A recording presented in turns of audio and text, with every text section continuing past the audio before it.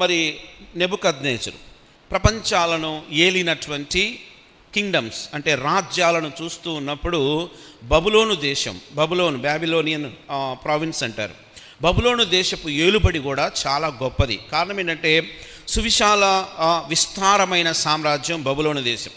ఆ బబులోను దేశంలో ఉన్న రాజు అప్పటి నెబుకద్నెజరు. ఈ నెబుకద్నెజరు యోదయ, యెరూషలేము ఈ ప్రాంతాల మీద దండయాత్ర చేసి యూదులను బందీలుగా పట్టుకుని తన కొరకు శ్రేష్టమైన వారిని కొంతమందిని తన ఆస్థానంలో ఉండి నిమిత్తమై ఈ యూదుల్లో నుండి ఏర్పాటు చేసుకున్నట్లుగా దానియేలు గ్రంథంలో మనం చూస్తూ ఉంటాం. బైబిల్ ఎంత అద్భుతమైన గ్రంథం అంటే భూత, భవిష్యత్, వర్తమాన కాలాలకు పీఠిక వంటిది. పీఠిక అంటే భారతదేశ రాజ్యాంగంలో ఫస్ట్ పేజ్ ఏదైతే ఉందో దాన్ని పీఠిక అంటారు. అంటే ఎంటైర్ కాన్స్టిట్యూషన్ ఏమి చెబుతుందో ఒక్క పేజీలో ఒక్క మాటలో రాయబడే ఆ ప్రథమ వాక్యాన్ని పీఠిక, రాజ్యాంగ పీఠికాన్ని పొందుపరచడం జరిగింది. బైబిల్ కూడా ప్రపంచానికి ఎటువంటిదంటే భూత, భవిష్యత్, వర్తమాన కాలాలకు ప్రమాణములతో కూడినది. అంటే బైబిల్ ఆధారం లేకుండా సైన్స్ లేదు, బైబిల్ ఆధారం లేకుండా చరిత్ర లేదు. అంటే ఈ రోజున చారిత్రాత్మక సంఘటనలను నువ్వు నెమరు వేసుకుంటున్నావంటే చరిత్రకారులకు ఆధారంగా బైబిల్ పనిచేసింది.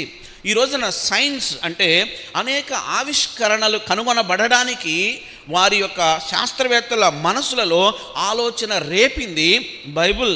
ఖగోళ శాస్త్ర సంబంధ విషయాలను టెలిస్కోప్ రాకముందే వాటిని ఛేదించి మానవునికి అర్థమయ్యేటట్టు చెప్పింది బైబిల్.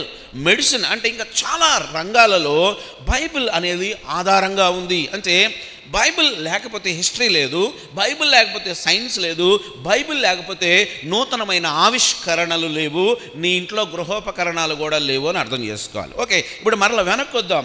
బాబిలోనియన్ కింగ్డమ్ లేకపోతే ఈ బబులోను దేశపు రాజు నెబుకద్నెజరు చాలా కఠినుడైన రాజు. ఆ బబులోను రాజు తర్వాత అతని కుమారుడిగా పిలువబడిన బెల్షజర్ కూడా రాజు అయినట్లుగా చూస్తూ ఉన్నాం. బెల్షజర్ రాజు అయినప్పుడు చేసిన ఒక దుష్కార్యం ఉంది. ఏంటి ఆ దుష్కార్యము అంటే తన ఉపపత్నులతో, తన అధికారులతో, తన రాణులతో ఒక మంచి పార్టీ అరేంజ్ చేసుకున్నాడు. ఈ పార్టీ అరేంజ్ చేసుకుంటే ప్రాబ్లం లేదు, అంతా సంగీతం, వినోదం, విందులు అన్నీ జరుగుతూ ఉన్నాయి. అయితే యెరూషలేము దేవాలయములో నుండి తీసుకొచ్చిన, అంటే నెబుకద్నెజరు దండయాత్ర చేసి యోదయ, యెరూషలేము ఆ ప్రాంతాలను దోచుకుంటూ వస్తూ ఉన్నప్పుడు సొలొమోను దేవాలయాన్ని కూడా పడగొట్టి దాన్ని కాల్చి సొలొమోను దేవాలయాన్ని చిన్నాభిన్నం చేసి అందులో ఉన్నటువంటి దేవుని ఉపకరణములను నెబుకద్నెజరు తీసుకొని వస్తాడు. నెబుకద్నెజరు తెచ్చినటువంటి ఈ ఉపకరణములను తర్వాత అతని కుమారుడైన బెల్షజర్ ఏం చేస్తాడంటే విందు పార్టీలో మామూలు పాత్రలుగా వాడడానికి ప్రయత్నం చేస్తాడు. అన్య దేవతలను స్తుతిస్తూ ఆ పాన పాత్రలు అంటే దేవుని కొరకు, దేవుని మందసం లేదు, దేవుని సన్నిధిలో ఉండే శ్రేష్టమైన ప్రతిష్ఠిత పాత్రలలో ద్రాక్ష రసం పోసుకొని తాగుతూ విందులు వినోదాలు చేస్తూ ఎగురుతున్న సమయంలో ఒక సంఘటన జరిగింది. ఒక హస్తం, ఆ హస్తం వచ్చి గోడ మీద రాసిన మాటే మనం ఇప్పుడు చదువుకున్నాం. కావున ఆయన ఎదుటి నుండి ఆ అరచేయి వచ్చి ఈ వ్రాసిన శాసనం ఏదనగా మినే టెకేల్ ఉఫార్సిన్. ఈ వాక్య భావం ఏమనగా మినే అనగా దేవుడు నీ ప్రభుత్వ విషయంలో లెక్క చూచి దాన్ని ముగించెను. ఈ మధ్యాహ్న కాల సమయంలో మనం అనుకుందాం, మన జీవితాలు దేవుని యొక్క లెక్కలో ఉన్నాయి. We should accountable to God. మనము దేవునికి లెక్క చెప్పవలసిన వారంగా ఉంటున్నాం. నా జీవితాలు ఆయన తెరచిన పుస్తకం వంటి, నా జీవితం ఆయన తెరచిన పుస్తకం వంటిది. ఆయన చదివేశాడు, ఆయన నీ ఆది తెలుసు. బుక్ స్టార్టింగ్లో ఏముంటుందండి? ఇండెక్స్ కదా, విషయ సూచిక. ఓకే, బుక్ ఎండింగ్లో ఏముంటుంది? ముగింపు, సమాప్తం కదా. నీ విషయ సూచిక ఆయనకు తెలుసు, నీ ముగింపు కూడా ఆయనకు తెలుసు. అయితే వీటన్నిటిని బట్టి ఒక్క రోజున దేవుడు మన జీవితాలను లెక్క అడుగుతాడు. ఓకే, ముందుకు పోదాం. ఇంకేముంది ఈ వాక్య మేమనగా మినే అనగా దేవుడు నీ ప్రభుత్వ విషయంలో లెక్క చూచి దాన్ని ముగించెను. టెకేల్ అనగా ఆయన నిన్ను త్రాసులో తూచగా నువ్వు తక్కువగా కనబడుతువి. ఫెరెస్ అనగా నీ రాజ్యము నీ యొద్ద నుండి విభాగింపబడి మాదీయులకును పారసీకులకును ఇవ్వబడును. 3 ప్రాముఖ్యమైన నేరాలు బెల్షజర్ మీద మోపబడ్డాయి. అందులో ఒకటి, నీ లెక్క ముగించబడింది.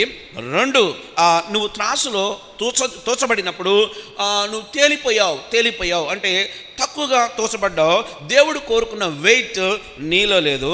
3వదిగా నీ నుండి ఇప్పటి వరకు దేవుడు నీకు ఏమిచ్చాడో అవి వేరే వారి సొత్తు కాబోతా ఉన్నాయి, వేరే వారి చేతికి వెళ్ళబోతా ఉన్నాయి కదా. ఎంత భయంకరమైన శాపమో అనుకుంటాను నేను కదా. నా జీవితంలో కూడా అన్నీ ఇచ్చే దేవుడే తీసివేయగల సమర్థుడైన దేవుడు కూడా, అన్నీ ఇవ్వగలిగిన సామర్థ్యం కలిగిన దేవుడు, అన్నిటినీ మన నుండి పెరికి వేయగలిగిన దేవుడు కూడా. అంటే ఆయన త్రాసులో తూచినప్పుడు నా భక్తి, నా ప్రార్థనా జీవితం, నేను ఎలా కనిపిస్తా ఉన్నాం? ఒకవేళ ఆయన త్రాసులో నా భక్తి అనే ఆ జీవితం తక్కువగా తోచబడితే మనం చేసిన ఈ ప్రయాసం అంతా కూడా వ్యర్థమైపోతూ ఉంటుంది. దేవుడు సమస్తమును ఇవ్వగలిగిన దేవుడు. ఆయన ఏమి ఇవ్వగలడో చూడటానికి మనం ప్రయత్నం చేద్దాం. నెబుకద్నెజర్ రాజు దగ్గరికి వద్దాం. అంటే బెల్షజర్ తండ్రి గారైన నెబుకద్నెజర్ దగ్గరికి వచ్చినప్పుడు అంటే BC 957 అంటే 957వ సంవత్సరంలో సొలొమోను కట్టిన దేవాలయాన్ని నెబుకద్నెజర్ పడగొట్టి దాన్ని చాలా పాడు చేస్తాడు, నాశనం చేస్తాడు. ఆ తర్వాత దాన్ని తగలబెట్టేసినట్టుగా కూడా కొంత భాగాన్ని మనం చూడగలుగుతాం. సొలొమోను 957లో కట్టిన దేవాలయాన్ని నెబుకద్నెజర్ రాజు BC 587లో దాన్ని నాశనం చేసి తగలబెట్టి యూదులను పట్టుకొచ్చాడు. బాగానే ఉంది. అయితే ఈ యూదులు మరలా మొరపెడతారు. ఈ మొరపెట్టిన దాన్ని బట్టి దేవుడు ఏం చేస్తాడంటే మరలా పర్షియా రాజు అయిన సైరస్ అనేవాడిని వాడుకొని ఆ బబులోను రాజుల ఆధిపత్యం నుండి యూదులను మరలా తీసుకొచ్చి స్వతంత్రులుగా చేస్తాడు. యూదులు మరలా స్వతంత్రులు అయిన తర్వాత కూడా మరలా దేవుని మీద ఎదురాడిన స్వభావం కలిగిన వారుగా ఉంటారు. మరలా రెండోసారి సైరస్ ఆధీనంలో కట్టబడిన సొలొమోను దేవాలయం యేసుక్రీస్తు వారు ఆరోహణుడైన తర్వాత అంటే AD 70లో టైటస్ అనే చక్రవర్తి వచ్చి మరలా ఆ మందిరాన్ని మరలా పడగొట్టి ఒక గోడ మాత్రం ఉంచడం జరుగుతుంది. నేను ఎందుకు చెప్తున్నానంటే ఈ మాట, ప్రస్తుతం నువ్వు టీవీ ఓపెన్ చేస్తే ఈ గోడ కనపడుతుంది. సొలొమోను దేవాలయంలో కూల్చబడిందంతా పోయి మిగిలిన ఆ వీపింగ్ వాల్ అంటారు అంటే విలాప గోడ అని ఇప్పటికీ ప్రజెంట్ ఈ మాట మనం చెప్పుకుంటున్న టయానికి కూడా ఈ గోడలో ఉన్న ఒక భాగం దగ్గర యూదులందరూ చేరి ఇజ్రాయేలు రక్షణార్థమై స్టిల్ ఇప్పటికీ వాళ్ళు అక్కడ ప్రార్థన చేస్తూ ఉన్నారు. చాలా ఆశ్చర్యం. దేవుడు చెబుతున్న ప్రతి మాట నెరవేరుతుంది. దేవుడి యొక్క ప్రతి ప్రవచనం నెరవేరుతూ ఉంది. ఈ ప్రవచనాల నెరవేర్పు దేవుని రాకడకు సూచనగా ఉంది. ఇప్పుడు ఇజ్రాయెల్ పాలస్తీనా యుద్ధం జరుగుతూ ఉంది. వాస్తవానికి ఇజ్రాయెల్ అరబ్ కంట్రీస్ అన్నిటినీ ఒక్కసారి నాశనం చేయడం పెద్ద టైం కాదు. కానీ ఎందుకు సంయమనం పాటిస్తూ ఉన్నారంటే అక్కడ సొలొమోను దేవాలయం అంతా టైటస్ చక్రవర్తి కూల్చిన తర్వాత ఉంచిన ఒక గోడ, అంటే మధ్యలో అరబ్ దేశాల వాళ్ళు కూడా దండయాత్ర చేసి దాన్ని కొంత పాడు చేసినట్టుగా చరిత్రలో సమాచారం ఉంది.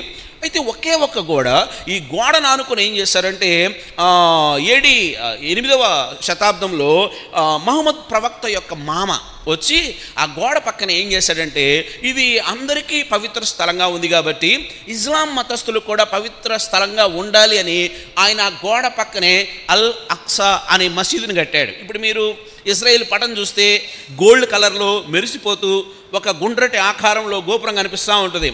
అది సొలొమోను దేవాలయం కాదు, అది మసీదు.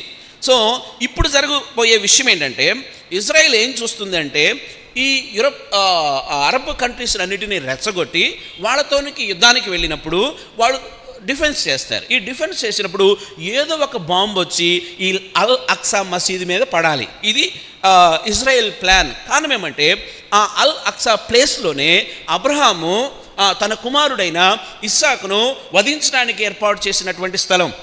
అంత మాత్రమే కాదు, యేసుక్రీస్తు వారు కూడా ఆయన ఆరోహణుడు లేదు మరలా తిరిగి రానయున్న ఆ అన్నిటినీ పురస్కరించుకొని అక్కడ కొత్త దేవాలయం కట్టబడాలి. క్రొత్త దేవాలయం కట్టబడాలంటే ఆల్రెడీ అక్కడ 8వ శతాబ్దంలో కట్టిన మసీదు ఉంది. మసీదుని ఇజ్రాయేలే పాడు చేస్తే ఆ చుట్టూ ఉన్న కంట్రీస్ ఏకమై అది మత సంబంధమైన యుద్ధంగా మారుద్ది. అలా మారకుండా వారి చేతే అది పడిపోతే ఆ ప్లేస్లో 3వసారి సొలొమోను దేవాలయం కట్టాలని ప్రస్తుతం జరుగుతున్న ప్లాన్. ఇవి చూస్తా ఉన్నప్పుడు ఎంత ఆశ్చర్యం వేస్తుందంటే, నీ నా దేవుడు సజీవుడైన దేవుడు. నీనా దేవుడు కర్ర, చెక్క, రాయి, బొమ్మ కాదు, మైథలాజికల్ గాడ్ కాదు. అంతా మాయ, సర్వం మిథ్య, సర్వం మాయ, మాయ దేవుడు కాదు. ఆయన మహిమ కలిగిన దేవుడు, పవర్ఫుల్ గాడ్. ఈరోజు నీ దేవుడిని నువ్వు అడ్రస్ చేయాలంటే ఈ భూమి మీద సజీవ సాక్ష్యాలు ఉన్నాయి. ఓకే, ఇప్పుడు వెనకొద్దాం. ఈ నెబుకద్నెజరు రాజు కూడా ఈ యూదులనైతే బందీలుగా తెచ్చుకున్నాడు. కానీ ఈ యూదుల జీవితాలలో జరిగిన, ఈ యవనస్తుల జీవితాల్లో జరిగిన అద్భుతాల వల్ల నెబుకద్నెజరు రాజు కూడా మారిపోయాడు. అందుకే షడ్రక్, మెషక్, అబేద్నెగోలను తీసుకొని పోయి అగ్నిగుండంలో పడవేస్తే ఆ పడవేసిన వాళ్ళు కాలిపోయారంట, పడినోళ్ళు హ్యాపీగా ఉన్నారంట, లాన్ తిరుగుతా ఉన్నారంట. ముగ్గురు వేస్తే 4 కనపడ్డారంట నెబుకద్నెజరు రాజుకి. యవనస్తులారా ఏంటి మీరు ఇంకా చనిపోలేదా అని తొంగి చూస్తే 3 కనపడాల్సిన చోట 4 కనపడుతున్నారట. అప్పుడు నెబుకద్నెజరు రాజు ఏమంటాడో తెలుసా? ఒక ప్రకటన చేస్తాడు. ఏంటంటే ఈ యూదుల దేవుడే నిజమైన దేవుడు, ఈయన వంటి దేవుడు లేడు, ఈయన మహత్యమ కలిగిన మహారాజు, ఈయన సర్వశక్తి గల దేవుడు. ఎందుకనంటే ఆ 3 అగ్నిలో వేయబడ్డారు, కానీ వారి వస్త్రాలు కనీసం పొగచూరు వాసన కూడా రాలేదంట. పొయ్యి దగ్గర ఇప్పుడు పొయ్యిలాడనేలే, ఉఫ్ ఉఫ్ అని ఊస్తే ఆ పొగ అంటుకుంటే ఆ వాసన, ఆ స్మెల్ వస్తూ ఉంటుంది, పొగచూరు వాసన. ఇదిగో ఈ అగ్నిలో వేయబడిన వారికి ఆ పొగచూరు వాసన కూడా లేదంట. అంటే షడ్రక్, మెషక్, అబేద్నెగోలను వాడుకొని కఠినుడైన నెబుకద్నెజరు బ్రతుకును కూడా మార్చాడు దేవుడు. ఆ తర్వాత నెబుకద్నెజరు గొప్ప భక్తి చేశాడు, దేవుని వెంబడించాడు. తన ప్రతిభను పెట్టుకోవాలన్న చోట దేవునికి ఉన్నతమైన స్థలాలు ఏర్పాటు చేశాడు. బాగుంది. దేవుడు ఆ అంచెలంచెలుగా ఆ నెబుకద్నెజరు రాజును కూడా ఆయన ఆశీర్వదించుకుంటూ వచ్చాడు. ఏమేమి ఇచ్చాడు? నెబుకద్నెజరు రాజును ఎలా దేవుడు ఆశీర్వదించాడు? అవును, ఆయన యొద్దకొచ్చు వారిని ఆయన ఏమాత్రం త్రోసివేసే దేవుడు కాదు. ఆయన ఆశ్రయించు వారిని ఆయన నెట్టివేసే దేవుడు కాదు. నువ్వు యూదుడివా, గ్రీసు దేశస్థుడివా, అన్యుడివా, నువ్వెవడవని దేవుడు అడగడు. ఎందుకంటే దేవుడు కులాలకు దేవుడు కాదు, దేవుడు మతాలకు దేవుడు కాదు. ఆయన అందరికీ పైగానున్నవాడు, ఆయన అందరినీ చూస్తున్నవాడు, వారి వారి అవసరతలో ఆయన స్పందించగలిగిన దేవుడు, వారిని రక్షించగలిగిన దేవుడు, వారిని విమోచించి తనతో తమ్ముడు చెప్పినట్టుగా నిత్యరాజ్యంలో ఉంచుకొనదగిన శ్రేష్టమైన దేవుడు. ఈ నెబుకద్నెజరు కూడా దేవుని దగ్గరకు వచ్చినప్పుడు ఎంత గొప్పగా దేవుడు ఆశీర్వదించాడో చూడడానికి ప్రయత్నం చేద్దాం. 5వ అధ్యాయము 17వ వచనం ఏమని రాయబడింది? 5వ అధ్యాయం 17వ వచనం. అందుకు దానియేలు ఇట్లా, నేను నీ దానములు నీ యొద్దే ఉంచుకొనుము, నీ బహుమానములు మరి ఎవరికైనా నిమ్ము. అయితే నేను ఈ వ్రాతను చదివి దాని భావమును రాజునకు తెలియజెప్పేదను. రాజా, చిత్తగించుము, మహోన్నతుడకు దేవుడు మహర్దశను, రాజ్యమును, ప్రభావమును, ఘనతను నీ తండ్రియగు నెబుకద్నెజరుకు ఇచ్చెను. ఎస్, భూమి మీద మానవుడు చాలా విలువగా భావించేవి కదండి. మహర్దశ, ఎవరైనా బాగా ఏదైనా మంచిగా కలిసి వచ్చి కాస్త పొలాలకు రేట్ వచ్చి 2-3 కోట్లతో ఇల్లు కట్టుకున్నాడు అనుకోండి, ఈ వెళ్ళినోడు ఏమంటాడంటే వీడి దశ, చెప్పండి ఏమైంది, వీడి దశ తిరిగిందిరా కదా, టర్న్ అయిపోయింది. అంటే లిఫ్టింగ్ టైం, లేకపోతే లైఫ్లో ఒక టర్నింగ్ టైం. అంటే అప్పటిదాకా ఉన్న వ్యక్తి వేరు, అప్పటి నుంచి ఉండే వ్యక్తి వేరు. అంటే లైఫ్లో వీడు జాక్పాట్ కొట్టాడరా అంటారు.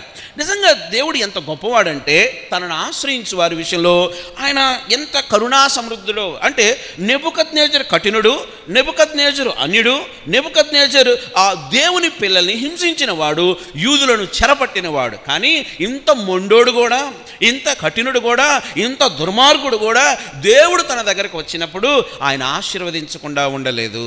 ఏమేంటి ఇచ్చాడండి? 4 లెక్కేసుకుందాం. 1 మహర్దశ కదా, దశ తిరగాలని కోరుకునేవాళ్ళు చాలామంది ఉన్నారు. దశ తిరగాలని కోరుకునేవాళ్ళు చాలామంది ఉన్నారు. పాత రోజుల్లో అయితే లాటరీ టికెట్లు కొనుక్కునేవాళ్ళు. కారణం కట్టలు నోట్లలాగా పెట్టుకొని తిరుగుతాడు. ఏంటంటే ఒక్క లాటరీ దొరికితే చాలు బ్రదర్ కదా. స్కీములు కట్టేవాళ్ళు ఉన్నారు దశ తిరగాలని. ఇంకా షార్ట్ కట్ మెథడ్స్లో కొన్ని చెయ్యకూడని పనులు కూడా చేసేవాళ్ళు చాలా ఉన్నారు. దశ తిరగాలి. ఎప్పుడులాగా ఉంటే ఏం ప్రయోజనం? నా దశ తిరగాలి. ఒక కారో లేకపోతే ఒక ఇల్లు, సహజంగా ఉండే కోరికల్లో మానవుడు తాను పొందుకున్న సౌకర్యాలను బట్టి తాను ఎలా ఫీల్ అవుతాడంటే అది బ్లెస్సింగ్గా ఫీల్ అవుతాడు. కానీ బైబిల్ చాలా స్పష్టంగా చెప్తా ఉంది, నిజమైన ఆశీర్వాదం ఏదైనా ఉంది అంటే అది నువ్వు యేసు ప్రభుని నీ సొంత రక్షకునిగా అంగీకరించడమే. ఇంతకు మించిన ఆశీర్వాదం ఈ భూమి మీద లేదు. ఈ భూమి మీద ఉన్న ఏకైక శ్రేష్టమైన ఉన్నత ఘనమైన గొప్పది అనేదన్నా చెప్పాలి అంటే నువ్వు విమోచించబడడం ఉందే, నీ కొరకు ప్రాణం పెట్టిన దేవుని యొక్క ఆ త్యాగం ఉందే, అంతకు మించిన ఆస్తి, అంతకు మించిన ఘనత, అంతకు మించిన వైభవం, ధన్యత నీ జీవితంలో నా జీవితంలో ఏదీ లేదు. ఓకే, చూద్దాం.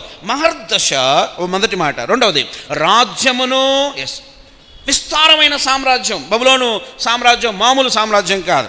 ప్రభావమును అంటే ఇంపాక్ట్ అంటారు ఇంగ్లీషులో. ప్రభావం అంటే ఒక వ్యక్తి ఏమి చేయకపోయినా ఆ వ్యక్తి యొక్క ప్రభావం దేశం మీద, రాజ్యం మీద, ప్రజల మీద పడుతుంది. కొన్నిసార్లు ఏం చేయాల్సిన అవసరం లేదు.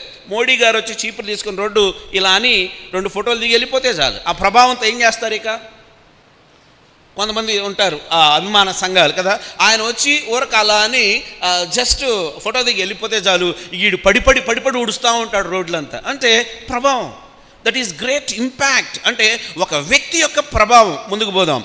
ప్రభావం ఇచ్చాడు. ఇంకేమిచ్చాడు దేవుడు? ఘనత కదా. మనిషికి ఆధిక్యత కావాలి, అంటే మెప్పు కావాలి, అందరిలో గొప్ప కావాలి, అందరిలో స్టేటస్ కావాలి. అంటే మనుషులు కొన్ని ఎక్స్పెక్ట్ చేస్తారు ఈ భూమి మీద ఉన్నప్పుడు.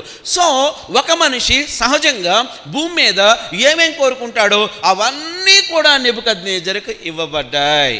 నీ నా విషయాల్లో కూడా దేవుడు మనం ఆయన దగ్గరకు వచ్చినప్పుడు ఇవి ఇవ్వడం ఆయనకి పెద్ద పని కాదు. వీటి కొరకు నువ్వు ప్రార్థన కూడా చేయాల్సిన పని లేదు. ప్రభువా నాకు ఉద్యోగం అని ఊరక పడి ఆడవలసిన అవసరం లేదు. మీరు ఏమి తిందుమా చెప్పండి, మీరేమి త్రాగుదుమా, ఏమి ధరించుకుందామా అని ఆలోచించండి అన్నాడా? ఏడవండి అన్నాడా? కొంతమంది ప్రార్థనలు అచ్చంగా వీటి మీదే బతుకుతాయి, వీటి మీదే సాగుతూ ఉంటాయి. ప్రార్థనలు ముఖ్యాంశాలు ఇవే. ఏమి తిందునా చెప్పండి, ఏమి త్రాగుదునా కదా. పొద్దునే చర్చికి ఏ డ్రెస్ వేసుకెళ్లాలో కూడా ఒక పావు గంట ప్రయాస కదా. ఇది కాదు ఇది కదా. కట్టుకునే వస్త్రాలకు కూడా ఎంత కన్ఫ్యూజ్ అయిపోతూ ఉంటామో. చాలాసార్లు చెప్పినట్టు నేను ఓ పెద్ద షోరూమ్ ఓపెనింగ్కి ఓ పాస్టర్ గారిని పిలిచాడంట. ఆ ఓపెనింగ్ రోజున ఆయన అన్నాడంట, బాబు నువ్వు ఎన్ని లాభాలు వచ్చినా మితంగా బతకడం నేర్చుకో అన్నాడంట. ఆ పిలిచిన ఆయన కోపం వచ్చింది. ఏంటి పాస్టర్ గారు ముఖం మీదే ఇంత మాట అనేసాడు అని. పాస్టర్ గారు నేను ఫీల్ అయ్యానండి అన్నాడంట. అయ్యా నువ్వేం ఫీల్ అవ్వబాకు, మనిషికి మితం ఉండదు, మనిషి కన్ఫ్యూజ్ అవుతాడు, నువ్వు కూడా రేపు లాభాలు వచ్చినప్పుడు నువ్వు అతిగా ప్రవర్తించబాకు అన్నాడంట. ఈయన చిన్నపుచ్చుకొని సరే నువ్వు ఏదో బాధపడుతున్నట్టున్నావు, నేను ప్రూవ్ చేస్తాను అని చెప్పేసి వెంటనే దగ్గరలో నువ్వు పెంచుకునే కుక్క ఏమన్నా ఉందా అన్నాడంట. ఉందండి, పెద్ద డాగ్, ఆల్సేషన్ డాగ్ అన్నాడంట. తీసుకురా అన్నాడంట. నీ షాపులోకి వదులు అన్నాడంట. ఆ పెంచుకున్న డాగ్ని తీసుకొచ్చి షాపింగ్ మాల్లో వదిలితే ఈ షాపింగ్ మాల్ అంతా తిరిగింది. ఈ షాపింగ్ మాల్లో ఒక అంతస్తులో గృహోపకరణాలు, ఇంకో అంతస్తులో బంగారం, ఇంకో అంతస్తులో వస్త్రాలు, ఇలా రకరకాలు అన్నీ ఉన్నాయి. కుక్క 4 అంతస్తులు తిరిగింది. కేవలం లోపలికి వెళ్ళి కుక్క బిస్కెట్లు ఎక్కడ ఉంటాయో అక్కడికి వెళ్ళి ఓ ప్యాకెట్ని చించుకొని దాన్ని తిని ఇంకో ప్యాకెట్ని నోట్లో పట్టుకొని కిందకు వచ్చిందంట. షాపింగ్ అయిపోయింది, కుక్క షాపింగ్ 10 నిమిషాల్లో బయటకు వచ్చింది. ఓకే నెక్స్ట్ ఒక ఆవును పంపించన్నాడంట. ఆవు కూడా లోపలికి పోయింది షాపింగ్కి. కూరగాయలు ఏడుంటాయో చూసి 4 గోంగూర కట్టలు, 4 తోటకూర కట్టలు కడుపులో వేసుకుని ఒక 2 కీరకాయలు, దోసకాయలు నోట్లో పట్టుకొని బయటకు వచ్చిందట. ఇప్పుడు అన్నాడంట మనిషిని పంపించు అన్నాడంట. ఓ వ్యక్తిని పంపిస్తే ఆయన ఎంతకు రావట్లేదంట కిందకి. కారణం ఏంటి? బట్టల షాప్కి వెళ్ళాడు, ఏం మ్యాచింగ్ అర్థం కావట్లా. గోల్డ్ షాప్కి వెళ్ళాడు, ఏం కొనాలో అర్థం కావడంలే. కిందకు వచ్చాడు, ఏ గృహోపకరణాలు ఎంతకే రాకపోతే ఇల్లు ఆయన బట్టకరా అన్నాడంట. సో కుక్కకి క్లారిటీ ఉంది తాను ఎందుకు బతుకుతున్నానో అనేది. తనకి ఏది అవసరమో కుక్కకి క్లారిటీ ఉంది. పశువైన ఆవుకు కూడా క్లారిటీ ఉంది తనకేం కావాలో. అది మ్యాచింగ్ టెస్టుల ప్రాబ్లం లేదు దానికి, ఇంట్లో వంట వండాలనే ప్రాబ్లం దానికి లేదు, అది కూడా సింపుల్గా వచ్చింది. కానీ మనిషికే క్లారిటీ లేదు తన బతుకులో ఏది ప్రాముఖ్యమైందో, ఏది కావాలో. దేని కొరకు ప్రయాసపడాలో, ఏది సాధించాలో మనిషికి ఈ రోజుకి క్లారిటీ లేదు. కాబట్టి షాపింగ్ మాల్ నడుపుతున్నప్పుడు నీకు లాభాలు వస్తే క్లారిటీతో బ్రతుకు, ఇవన్నీ దేవుడిచ్చినవని. ఓకే, ఇప్పుడు మళ్ళీ తిరిగి వెనకొచ్చేద్దాం. క్లారిటీ కావాలి జీవితంలో. ఇదిగో నెబుకద్నెజర్ రాజుకు దేవుడు 4 ఇచ్చాడు. ఎస్, నీ నా జీవితాల్లో కూడా ఇవి ఇవ్వడం చాలా తేలిక. ఇవి దేవునికి కష్టం కాదు. ఆకాశ మహాకాశములను తయారు చేసిన దేవుడికి ఆకాశం కింద ఉన్న చిన్న చిన్న వస్తువులు ఇవ్వడం పెద్ద విషయమే కాదు. అయితే అవి నీకు ఇవ్వాలనుకున్నప్పుడు, దేవుడు నీకు ఆశీర్వాదం ఇవ్వాలనుకున్నప్పుడు నువ్వు రెడీగా ఉన్నావా లేదా అనేది చాలా ఒక ఆయన ఏమన్నాడంటే, మహర్దశ గురించి మాట్లాడుకుందాం. మహర్దశ అంటే ఉన్నత స్థితి, గ్రేట్ పొజిషన్ అనుకోండి. పోని గొప్ప దశ, మహద్దశ కావాలి అంటే ఒక దైవజనుడు ఏమనంటే, ఫస్ట్ మనం చేయాల్సిన పని ఏంటంటే క్లోజ్ యువర్ రాంగ్ డోర్స్ అన్నాడు. నీకు దేవునిలో ఉన్నత స్థానం కావాలి అంటే first you have to close your wrong doors అన్నాడు. రాంగ్ డోర్స్ అంటే అర్థం ఏంటండి? నువ్వంటూ కొన్నిటికి ద్వారాలు తెరిచుంటావు, నువ్వంటూ కొన్ని ద్వారాలు తెరిచున్నావు. అది ఆ ద్వారం ఏంటంటే షార్ట్ కట్ మెథడ్లో అయినా త్వరగా పెద్దోళం అయిపోవాలి. షార్ట్ కట్ మెథడ్లో అయినా సరే త్వరగా ఒక ఉద్యోగం చేస్తే చాలదు, పక్కన ఇంకేదైనా వ్యాపారం కూడా చేయాలి కదా. కొంతమంది చాలా తెలివిగా ఆలోచిస్తూ ఉంటారు. కొన్ని అంటే మంచిదే, బ్రతకడం కోసం అన్నీ చేసుకోవచ్చును, కానీ దేవుణ్ణి వదిలేసి దేవుడికి మించి వాటినే ప్రేమించి అవే శాశ్వతం అన్నట్టుకు బ్రతుకుందే అది దేవునికి అయిష్టమైనటువంటి బ్రతుకు. అందుకే ఒక భక్తుడు ఏమన్నాడంటే, first you have to close your wrong doors. నువ్వు తెరిచిపెట్టుకున్న కొన్ని మార్గాలు ఉన్నాయే, ఫస్ట్ అవి రాంగ్ డోర్స్ కాబట్టి వాటిని క్లోజ్ చేయి, ఆ ద్వారాలను మూసేయి. రెండవ మాట అన్నాడు, you have to close your wrong plans. అంటే నీ ప్రణాళిక ఉన్నాయే, సొంత ప్రణాళికలు. దేవుడు నిన్ను ఆశీర్వదించి ఆయన పొజిషన్లో నిన్ను ఉంచాలి అంటే నీ చెడు ద్వారాలు మూసేయాలి. నీ చెడ్డ ప్రణాళికలు కదా, ఎన్ని ప్రణాళికలు ఉంటాయో. మా తమ్ముడు ఒకడు అనేవాడు, అంటే దూర బంధువు ఏమనేవాడు అంటే, మా అన్న చచ్చిపోతే బాగుండు అనేవాడు.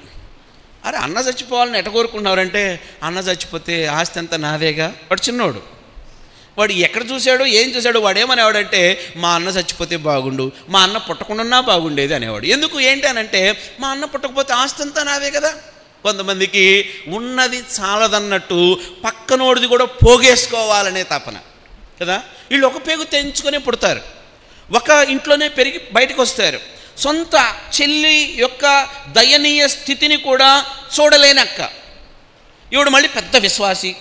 సొంత అక్క దయనీయ స్థితిలో బాధలో ఉంటే కనీస ఓదార్పు ఇవ్వలేని చెల్లి, సొంత అన్న బాధలో ఉంటే ఓదార్చలేని మొహం తిప్పేసుకునే తమ్ముడు, సొంత తమ్ముడు కష్టాలు పాలవుతా ఉంటే కనీసం వాడిని దగ్గర తీసుకుని ఓదార్చాలనే జ్ఞానం లేని అన్న కదా. స్వార్థం, ఎంత స్వార్థమో, ఎన్ని ప్రణాళికలో కదా. అవసరమైతే మనదే కాదు, ఇరుగు పొరుగు వాళ్ళదంతా మన నెత్తి మీదే వేసుకుందాం, వాళ్ళది కూడా మనదే తిందాం కదా. కొంతమంది కొన్ని రాంగ్ ప్లాన్స్ ఉంటాయి. దేవుడు అంటాడు, నేనిచ్చే ఆశీర్వాదం నువ్వు పొందుకోవాలంటే నీ సొంత మార్గాలు ఉన్నాయే, first you have to close your wrong doors. నీ సొంత ప్రణాళికలు ఉన్నాయే, according to your will and wish పోతావే, కొన్ని ఉంటాయి plans. First you have to close that plans. కారణం ఏంటంటే ఆ ప్రణాళికను పక్కన పెడితే నా ప్రణాళికను నీ జీవితంలో ఇంప్లిమెంట్ చేస్తాను అంటాడు. ఓకే, ఇంకా ముందుకు పోతే మనం ఇంకా you have to close your wrong relations. కొన్ని సంబంధాలు ఉంటాయి, అనవసరమైన సంబంధాలు. ఆ అనవసరమైన సంబంధాలను పెంచి పోషిస్తూ ఉంటాం. దేవుని యొక్క ఉన్నతమైన సంబంధం నీతో ఉండాలి అంటే నువ్వు పెట్టుకున్న ఆ అన్నెసెసరీ రిలేషన్స్ ఉన్నాయి, you have to cut it. నువ్వు వాటిని కట్ చేయి. అంటే నీ చెడు మార్గాలు మూసేయకుండా, నీ చెడు ప్రణాళికలను వదిలిపెట్టకుండా, నీ చెడ్డ స్నేహాలు వదిలిపెట్టకుండా దేవుడు నిన్ను ఆశీర్వదించాలని కోరుకోవడం హాస్యాస్పదం. అందుకే ఆయన అంత మాత్రమే కాదు, ముందుకు పోతే డెసిషన్స్ అంట. అంటే మన యొక్క చెడ్డ నిర్ణయాలను కూడా పిల్లలు పెళ్ళిళ్ళు చేసేటప్పుడు ఎన్ని రాంగ్ డెసిషన్స్ పడతాయో, పిల్లల మ్యారేజెస్ చేసేటప్పుడు అందాన్ని చూసో, ఉద్యోగాన్ని చూసో, లేకపోతే ఇంకా రకరకాల స్టేటస్లను చూసి పిల్లలు ఇచ్చేసేవాళ్ళు ఉన్నారు. ఆ తర్వాత ఎదురయ్యే సమస్యలు అంతా ఇంత కాదు, రాంగ్ డెసిషన్స్, తప్పుడు నిర్ణయాలు. నీ తప్పుడు నిర్ణయాలను ముగించుకోకపోతే దేవుని నిర్ణయం నీలో నెరవేర్చబడదు. Wrong decisions, wrong places. వెళ్ళే కొన్ని చెడ్డ స్థలాలు ఉంటాయి. నువ్వు ఆ స్థలాలు మానుకోకపోతే దేవుని ఉన్నతమైన స్థలంలో నువ్వు ఉండలేవు. నీ రాంగ్ ప్లేసెస్ని నువ్వు ఆపకపోతే, నీ చెడు స్నేహాలు, చెడు రిలేషన్స్, లేకపోతే చెడ్డ స్థలాలకు వెళ్ళే ఆ స్థితిని నువ్వు క్లోజ్ చేయకపోతే దేవుడిచ్చే ఉన్నతమైన ఆ మహర్దశను నువ్వు పొందలేవు. నెబుకద్నెజర్ ఏంటి నీ స్టేటస్ అంటే, దేవుడు గొప్ప దశని ఇచ్చాడట. ఇక్కడ ఏముంటుందంటే నెబుకద్నెజర్ గురించి, ఎవరిని స్థాపింపగోరునో వారిని స్థాపించు అధికారం, ఎవడిని పడగొట్టగోరుదునో వారిని పడగొట్టే అధికారం, ఎవరిని హెచ్చింపగోరునో దానియేలు గ్రంథం ఇంటికి వెళ్ళిన తర్వాత చదువుకోండి. ఇవన్నీ నెబుకద్నెజర్ గురించి రాయబడిన మాటలు. నెబుకద్నెజరు ఏదంటే దేవుడు దాన్ని ముద్ర వేశాడు. దేవుడు ఆయన ఆశీర్వాదంలో ఎప్పుడు లోపం ఉండదు, కానీ ఆ తీసుకునేవాడిదే లోపం. ఆయన నిన్ను బ్లెస్ చేయడం పెద్ద విషయం కాదు, కానీ తీసుకున్న తర్వాత నీ భక్తిని ఎలా కొనసాగిస్తావు అనేదే లోపం. ఒకటి, ఆయన మహర్దశను ఇచ్చే దేవుడు. ముందుకు పోదాం, టైం లేదు. రెండవదిగా ఏమి ఇచ్చాడు? రెండవదిగా రాజ్యం. మనకే రాజ్యాలు ఉన్నాయి. నెబుకద్నెజర్ కంటే దేవుడు రాజ్యం ఇచ్చాడు. నీకు నాకు ఇవ్వబడిన రాజ్యం నీ నా కుటుంబాలే. దేవుడు మంచి కుటుంబం, మంచి భార్య, ప్రోత్సహించే భార్య, అర్థం చేసుకునే భార్య, శ్రమలో, బాధలో, ఇరుకులో, ఇబ్బందిలో కన్నీరు తుడిచే భార్య, భయం లేదని చెప్పే భార్య, దేవుడున్నాడని ప్రోత్సహించే భార్య. భర్త దగ్గరికి వద్దాం, ఇరుకులో, ఇబ్బందిలో, శోధనలో, వేదనలో నేనున్నానని ధైర్యం చెప్పే భర్త, మంచిగా పాలించే భర్త, మంచిగా ప్రేమ చూపించే భర్త, లేకపోతే భారం కలిగిన భర్త. ఓకే, ఇది దేవుడు మనకిచ్చిన రాజ్యం. పిల్లలు, అర్థం చేసుకునే పిల్లలు కదా. కీర్తన గ్రంథంలో ఎంత రమ్యమైన మాట. నిజంగా కుటుంబ వ్యవస్థ గురించి దేవుడు రాయించాడు. కీర్తన గ్రంథం 128వ అధ్యాయం. దేవుడిచ్చే కుటుంబం ఎంత రమ్యంగా ఉంటుంది. ఒక్కసారి చూసి ముందుకు పోదాం, సమయం లేదు కాబట్టి. కీర్తన గ్రంథం 128వ అధ్యాయం. యెహోవా వాళ్ళని ఆశీర్వదించేవాడు ఇలాగున. చదవండి కీర్తన గ్రంథం 128 ఏమని రాయబడింది? యెహోవా యందు భయభక్తులు కలిగి ధనియులు నిశ్చయముగా నీ చేతుల కష్టార్జితాన్ని నువ్వు అనుభవిస్తావు కదండి. మందు బిళ్ళలకు వేలు పోసేవాళ్ళు చాలామంది ఉన్నారు. పాపం మందు బిళ్ళలకి ₹1000 కదా జీతం రాగానే ఫస్ట్ బీపీ షుగర్లకి కదా. పాత రోజుల్లో పిల్లలు మరవనాలు ఉండలు తినేవాళ్ళు, పేలాలు తినేవాళ్ళు. ఇప్పుడు జనాభా ఏం తింటున్నారంటే మందులు తింటా ఉన్నారు. పేలాలు ఉండలు తిన్నట్టుగా ఎట్లాగా అన్నీ ఒలుసుకొని గొంతులో పోసుకోవడం కదా. ఎస్, అనారోగ్య పరిస్థితి వస్తుంది, కాదనలేదు. కానీ దేవుడు నీ కష్టార్జితాన్ని నువ్వు అనుభవించడం ముందే అది కూడా ధన్యతే. చాలామంది ఈవెన్ నిన్నగాక మన దేశంలో ఒక ప్రముఖుడు చనిపోయారు కదా, టాటా కదా, రతన్ టాటా. గ్రేట్ పర్సనాలిటీ, మంచి వ్యక్తిత్వం కలిగిన వ్యక్తి. కానీ ఆశ్చర్యం ఏంటంటే ఆయన పెళ్లి చేసుకోలే. ఇప్పుడు వచ్చిన ప్రాబ్లం ఏంటంటే అన్ని కోట్ల ఆయన వ్యక్తిగత ఆస్తులే, అంటే సొంతంగా వాడుకునే ఆస్తులే 7,000 కోట్లు ఉన్నాయంట. 7,000 కోట్లు ఎవరు తీసుకోవాలి? ఇప్పుడు ప్రశ్న అది కదా. చాలాసార్లు మనం అనుభవించింది కూడా, మనం సంపాదించింది కూడా మనం తినలేం. వయసు ఉన్నప్పుడు అంట సంపాదన మీద పడతాడట, వయసు అయిపోయి తిందాం అనుకునేటప్పటికీ రోగాలు వచ్చి కూర్చుంటాయంట. ఉప్పు ఎక్కువ వేసుకోలేడు, కారం ఎక్కువ తినలేడు కదా, రైస్ ఎక్కువ తినలేడు. అంటే అర్థం ఏంటంటే షుగరు, బీపీ. అంటే తినాల్సిన టైంలోనే పరిగెడతాడు, కూర్చొని తిందాం అనుకునేటప్పటికీ మందు బిళ్ళలు తింటాడు. అంటే నీ కష్టార్జితం నువ్వు అనుభవించడం కూడా అది ఆశీర్వాదం. చిన్న జాబు, భార్య, పిల్లలు, నలుగురు కూర్చోవడం, హ్యాపీగా దేవుళ్ళు ఆనందించడం, సంతోషించడం, ఇంతకు మించిన ధన్యత ఏంటి? కొద్ది జీతమే, నీకు మేడలు లేకపోవచ్చు, మిద్దెలు లేకపోవచ్చు, దేవుడిచ్చిన సమృద్ధి అయిన జీవం నీ ఇంట్లో ఉంది. అంటే దేవుని చేత ఆశీర్వదించబడిన వాడు ఇంత ఆనందిస్తాడు దేవుల్లో. లేని దాని కొరకు ఏడవడు. నాకు అది లేదు, ఇది లేదు, వాటిని ఒక పెద్ద ఇంపార్టెంట్ థింగ్స్గా పెట్టుకొని నిరీక్షణ లేని ఇతరులలాగా వారి జీవితాన్ని వ్యర్థంగా చేసుకోరు. కారణం ఏమంటే దేవుడు రాజ్యమును, నెబుకద్నెజరుకి అయితే సువిశాల బబులోను దేశాన్ని ఇచ్చాడు, నీకు నాకు ఆనందకరమైన కుటుంబాన్ని ఇచ్చాడు కదా. కీర్తన గ్రంథం 128 ఇంటికి వెళ్ళి చదవండి. నీ లోగిట నీ భార్య ఫలించు ద్రాక్షవల్లి వలె ఉండును, నీ పిల్లలు భోజనపు బల్ల చుట్టూ ఉన్నారా అండి? అసలు భోజనం బల్ల దగ్గరకు వస్తున్నారా కదా? భోజనం బల్ల దగ్గరకు వస్తున్నారా కదా? నీ పిల్లలు నీ భోజనపు బల్ల వద్ద ఎలా ఉంటారంట? ఒలీవ మొక్కల వలె ఎలా ఉంటారంట? సారం కలిగి ఉంటారంట. వాళ్ళ ఫ్లరిష్ అవుతూ ఉంటారు, వాళ్ళు దీవించబడతా ఉంటారు, దేవుని మార్గాల్లో నడుస్తూ ఉంటారు. ఇప్పుడు రెండు చూసాం. ఒకటి, దేవుని మార్గాల్లో నువ్వు ఉంటే ఆయన నీకు మార్గదర్శి ఇవ్వగలడు. రెండు, దేవుని మార్గాల్లో నువ్వు కొనసాగుతూ ఉంటే నీకు మంచి కుటుంబ వ్యవస్థని దేవుడు ఇవ్వగలడు, ఇస్తాడు, ఇచ్చాడు. ఓకే, ముందుకు పోదాం. మూడవదిగా ప్రభావమును. నెబుకద్నెజరుకి ఇచ్చిన మూడవ మాట ఏంటంటే ప్రభావం. మార్క్స్ వార్త 5వ అధ్యాయం 30వ వచనం ఏమని రాయబడింది? మార్క్స్ వార్త 5వ అధ్యాయం 30వ వచనం. మార్క్స్ వార్త 5వ అధ్యాయం 30వ వచనం ఏమని రాయబడింది? ఆయన ప్రభావం, దేవుడిచ్చే ప్రభావం ఎంత శ్రేష్టమైంది. ఇక్కడ రక్తస్రావం కలిగిన స్త్రీ మనకు కనిపిస్తూ ఉంది.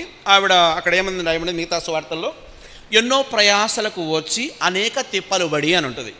ఆమె గురించి, ఆమె కష్టం గురించి రాయబడిన మాట ఏంటంటే, ఎన్నో ప్రయాసలకు ఓర్చి అనేక తిప్పలు పడి చివరికి ఆవిడకున్న ఏకైక చాయిస్ ఏంటో తెలుసా?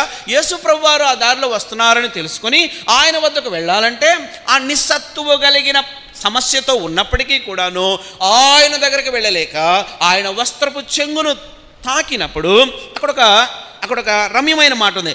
ఆయన ప్రభావము. ఎవరి ప్రభావం అంటే? ఆయన ప్రభావము ఆమెలోకి వెడలిపోయెను. ఇలా అనుకుందాం, ఆయన ప్రభావము. దేవుని పిల్లలకు ఒక ప్రత్యేకమైన ఆకర్షణ ఉంటుంది. దేవుని పిల్లలు ఈ లోకానికి వెలుగు వంటివారు కదా. మీరు ఈ లోకమునకు వెలుగై ఉన్నారు, మీరు ఈ లోకమునకు ఉప్పై ఉన్నారు, మీరు ఈ లోకమునకు సువాసనై ఉన్నారు. అంటే దేవుని పిల్లలకి అన్యులకి తేడా ఏంటంటే, దేవుని పిల్లల్ని దేవుడే సంరక్షిస్తూ ఉన్నాడు, దేవుడే వారికి వెలుగై ఉన్నాడు, దేవుడే వారిని వెలిగించాడు. ఈ లోకానికి దేవుని పిల్లలే ఆధారం. వాళ్ళు చేసే ప్రార్థనలే, వాళ్ళ ప్రార్థనలే, వాళ్ళు ఏ ప్రాంతంలో ఉన్నా వాళ్ళకి ఆ ప్రభుత్వం, లేకపోతే ఆ పరిస్థితులు, లేకపోతే ఆ వాతావరణం, ఎవ్రీథింగ్ ఆ పరిశుద్ధుల ప్రార్థనలను ఆలకిస్తున్న దేవుడు ఆ సమాధానాన్ని, శాంతిని ఇచ్చే శ్రేష్టమైన దేవునిగా ఉంటా ఉన్నాడు. ఇక్కడ చూస్తే ఆయన ప్రభావము ఆమెలోకి వెడలిపోయెను అంటే ఆయన ప్రభావవంతమైన దేవుడు ఆయన పిల్లలు కూడా ఆయన వెంబడించేవారికి కూడా ఉందండి ప్రభావం. చూద్దాం, ఉందో లేదో చూద్దాం. అపోస్తల కార్యములు 9వ అధ్యాయం 40వ వచనం. ఒక ఆయన కనుక మన పక్కన కూర్చుంటే నాచుకంపు నీచుకంపు. ఎవరైనా? అపోస్తల కార్యములు 9వ అధ్యాయం 40వ వచనం. యేసుక్రీస్తు వారి ప్రభావం ఆమెలోకి వెళ్ళడం ఓకే, బాగుంది, ఆయన దేవుడు కాబట్టి. ఇప్పుడు ఇక్కడ విషయానికి వద్దాం. అపోస్తల కార్యములు 9వ అధ్యాయం 40వ వచనం. మనలాంటోడు ఒకడు ఉన్నాడు, మట్టోడు, ఒట్టోడు. ఎవరండి? పేతురు పెద్దగా చదువుకున్నాడు కాదు, అక్షర జ్ఞానం పెద్దగా లేదు. పేతురు సముద్ర జ్ఞానం తప్ప, సముద్ర జ్ఞానం అంటే ఇంకో బాగా చెప్పాలంటే యేసుక్రీస్తు వారి శిష్యుల్లో బాగా సీనియర్ కూడా చెప్పుకోవాలి. అంటే పెద్ద వ్యక్తి, ఏజ్ ప్రకారం చూసుకున్నా పేతురు చాలా పెద్దవాడు. సో పేతురికి సముద్ర జ్ఞానం తప్ప, చేపల జ్ఞానం తప్ప, ఇది కొరమేనా లేకపోతే ఇది రొయ్య లేకపోతే ఇది పీత, ఆ జ్ఞానం తప్ప ఇంకే జ్ఞానం లేనోడు, ఒట్టోడు, ఒంటి మీద వస్త్రాలు కూడా సరిగా లేనోడు, సగ జీవితాన్ని సముద్రానికి సమర్పించుకున్నటువంటి వాడు ఈ ఒట్టోడట. ఎవరండి ఆవిడ? ఎవరావిడ? తబిత కదా. ఏమైంది? బతుకుందా చనిపోయిందా? ఏమంటే చచ్చిపోయిన వాళ్ళని ఒక్క యేసుక్రీస్తు వారే బైబిల్లో లేపినట్టుగా మనం చూస్తా ఉన్నాం. ఓకే, కానీ ఇక్కడ పేతురు, అందరూ ఏడుస్తూ ఉన్నారు. ఆవిడకి అప్పటికే డ్రెస్సింగ్ అదంతా అయిపోయింది. సో అక్కడికి పేతురు వచ్చినప్పుడు ఏమంటున్నాడు తెలుసా? అందరూ ఏడుస్తూ ఉన్నప్పుడు బాధపడబాకండమ్మా, ఏడవబాకండమ్మా, ఇది అందరికీ సహజం కదా అని చెప్పాలి. కానీ ఏమన్నాడు తెలుసా? తబిత. ఏమంటాడు? తబిత లే. పడుకున్న వాళ్ళని కనుక లేపితే తబిత లే కదా. మా ఇంటి దగ్గరకు వచ్చి ఎవరైనా చక్రవర్తి అన్నారనుకోండి, నా పేరేలే, కంగారు పడబాకండి, చక్రవర్తి అన్నారనుకోండి, ఒకవేళ నేను తలుపులన్నీ వేసుకొని పడుకుంటే మొదటి అరుపుకు కాకపోయినా రెండో అరుపుకి లేకపోతే మూడో అరుపుకైనా లెగవాలి. నేను బ్రతికుంటే లెగుస్తా, తలుపు తీస్తా. ఓకే, మరి చచ్చినోళ్ళు ఎలా లెగుస్తారండి? సరే, బాగుంది. చచ్చినోళ్ళని లేపడానికి ఈయనకున్న అర్హత ఏంటి? పేతురికి ఏ అర్హత ఉంది? పేతురు ఏ మాయగాడు? పేతురు ఏ మంత్రగాడు? పేతురు ఏ ఆక్స్ఫర్డ్ యూనివర్సిటీలో పిహెచ్డీలు తీసుకొని లేకపోతే ఇంకొక వైద్య విద్య లేకపోతే తంత్ర విద్య ఏం నేర్చుకున్నాడు? ఏమీ లేని పేతురు, వట్టి పేతురు, చేపల కంపు కొట్టే పేతురు మాటకి విలువ వచ్చింది. ప్రియదేవుని బిడ్డ, ఈ లోకంలో దేవుడు మనల్ని చాలా విలువైన వ్యక్తులుగా చేశాడు. ప్రభావవంతమైన వ్యక్తులుగా చేశాడు. నీ ప్రార్థన చాలా శక్తివంతమైనది. నీకు అర్థం కావడంలే. నీ ప్రార్థన ఎంత శక్తివంతమైంది అని అంటే, నువ్వు నిజంగా ప్రార్థన చేస్తే అద్భుతాలు, ఆశ్చర్య కార్యాలు చూసే ఘనత వహించిన స్థాయి నీది. నువ్వు ఆషామాషి వ్యక్తివి కాదు. నువ్వు ప్రార్థన చేస్తే అద్భుతాలు జరుగుతాయి. నువ్వు ప్రార్థన చేస్తే ప్రభుత్వాలు మారిపోతాయి. నువ్వు ప్రార్థన చేస్తే విగ్రహాలు తుత్తునీలుగా పగిలిపోతాయి. నువ్వు ప్రార్థన చేస్తే ఆత్మలు అల్లల్లాడిపోతాయి. నువ్వు ప్రార్థన చేస్తే ప్రార్థన అనే ఆయుధాన్ని అటక మీద పెట్టి తిరుగుతా ఉన్నాం మనం కదండి.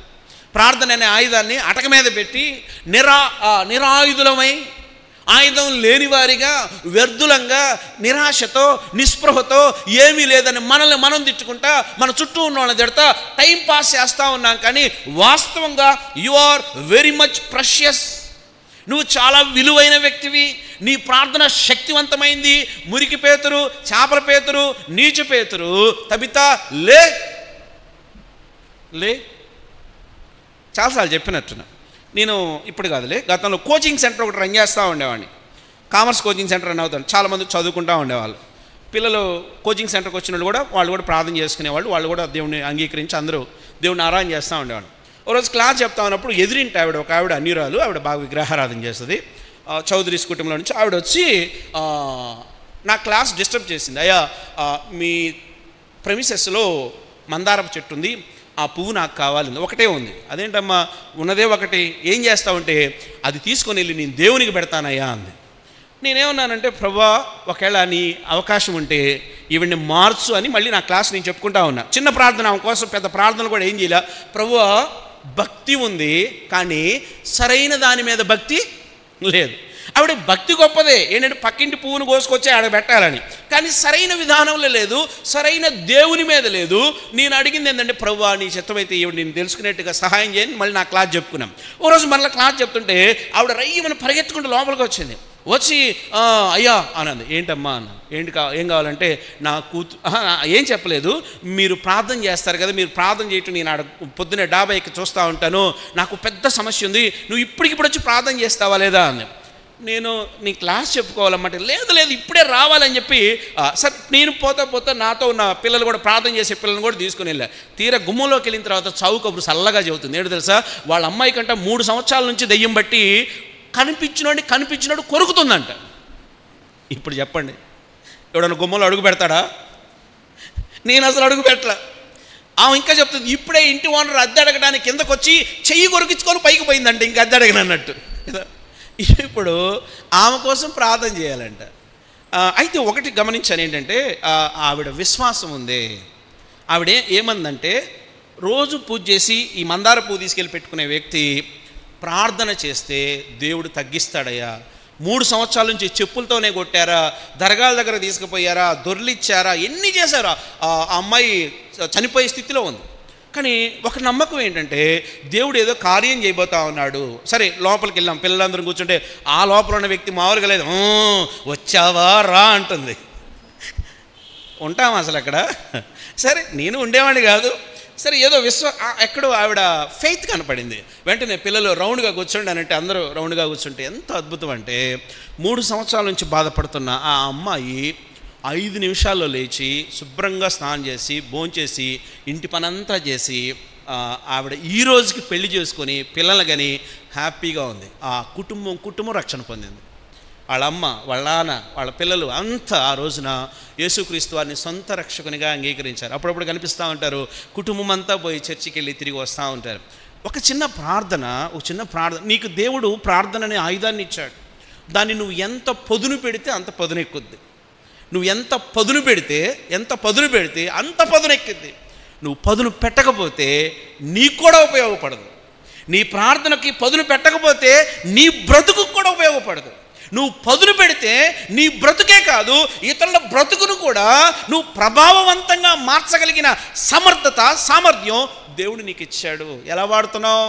ఎన్నాళ్ళైంది హార్ట్ఫుల్గా ప్రేయర్ చేసుకొని, ఎన్నాళ్ళైంది కన్నీటి ప్రార్థన చేసి, ఎన్నాళ్ళైంది ఒంటరిగా దేవునితో ఎక్కి ఏడ్చి ఆయన సన్నిధిలో నీ హృదయాన్ని తెరిచి. ఏమైంది నీ పర్సనల్ ప్రేయరు? ఏమైంది నీ వ్యక్తిగత ప్రార్థన? నువ్వు నీ దేవుడే, అక్కడ ఎవరు లేరు. ఆ రోజుల్లో ఆ రోజుల్లో నువ్వు నీ దేవుడు, నువ్వు నీ దేవుడు, నువ్వు నీ నేను మారు మనసు పొందినప్పుడు కూడా 3.5 సంవత్సరాలు ఏ స్నేహితుడిని లేకుండా దేవుడు ఒక్క మేడ మీద నేను దేవుడు తప్ప ఒక్క స్నేహితుడు లేడు. దేవుడు అనేక అనుభవాలు కూడా నేను తీసుకొస్తాడు. ఆ పవర్ఫుల్ ప్రేయర్, ఆ ప్రభావం ఏది? నీ ఆఫీసులో నువ్వెంత ప్రభావవంతమైన వ్యక్తిగా ఉన్నావు, అందరిలో కలిసిపోతే ఏంటండి నిన్ను ఎందుకు పెట్టాడు ఆఫీసులో నిన్ను ఉంచాడంటే యు ఆర్ ఛాలెంజింగ్ వన్. నువ్వు ఒక సవాళ్ళతో కూడుకున్న వ్యక్తిగా ఆ పోస్టు నువ్వు నిర్వర్తించాలి. నిన్ను ఒక కాలేజీలో ఉంచాడంటే నీ ప్రభావం ఆ పిల్లల మీద కనపడాలి. నిన్ను ఇంకేదైనా ప్రైవేట్ జాబ్ అయితే ఆ పని చేస్తున్న చోట నీ ప్రభావం కనపడాలి. నువ్వు చాలా ప్రభావవంతమైన వ్యక్తివి. ఓకే, చూద్దాం.